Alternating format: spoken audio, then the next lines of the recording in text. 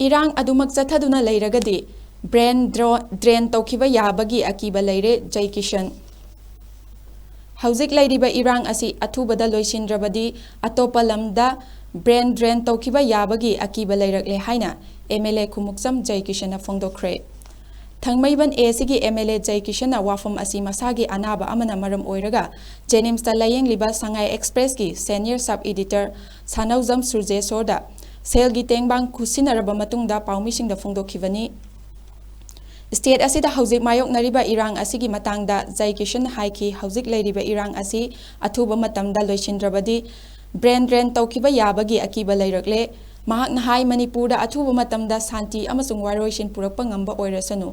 Manipurgi ching amasung tamda leiriba kangluk khudingmaki mising amasung civil society organization singna lamdam asida santi hanjin hanbada punna thaudang lawminasi Manipurda santi puraknaba matamda lamdam asigi tunglam chat kanba ngamgani hauzik oiriba phibam asida adumak leiba taragadi kaidaunungda santi amasung waroisin purakpa ngamloi MLA ama oina lamdam asida santi hanjal hanba hotnabada angamba thaudang lawgani haina 𝐂𝐑𝐀 na phongdokhi hauzik state asigi MLA sing ruling amasung opposition haiba leitana Manipurgi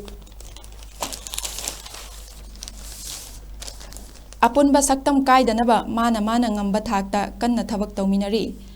hauzik lamdam asigi santi hanjilhannaba hotnabada ruling amasung opposition gi khenaba amata leite haina lengak pairiba BJP gi MLA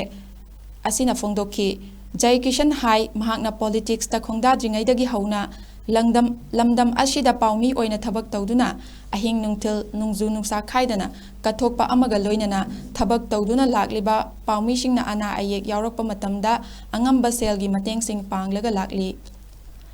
lamdam asigi paumi singda piriba thagi talab asi ataige yengnarubada yamna pikpa senfam su oibana makoina imung manung pubada awaba amasung oiribani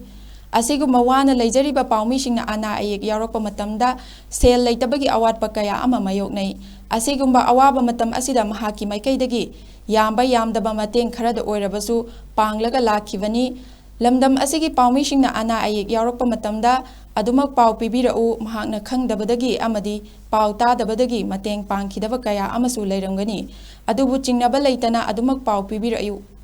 mahaki maikaidagi angamba mateng pangani haina 𝐂𝐑𝐀 na phongdokhi